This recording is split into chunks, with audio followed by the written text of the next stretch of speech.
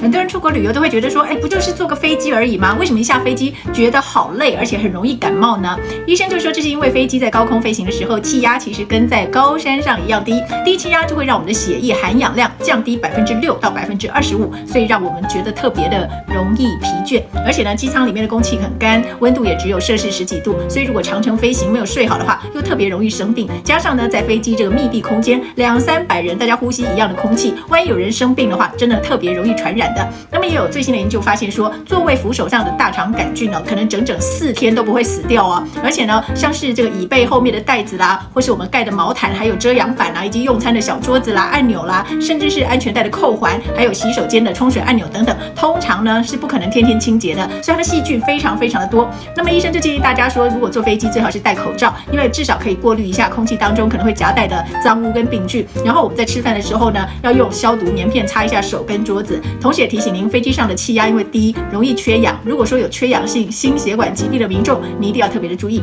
而飞行当中发生的疾病，通常是跟心脏相关的。如果说你3个月之内曾经心肌梗塞啦，建议也不要搭飞机。如果有感冒的人在高空中呢，因为免疫力会比较下降，所以症状也可能会更加明显，最好是把行程也延后，好好的休息。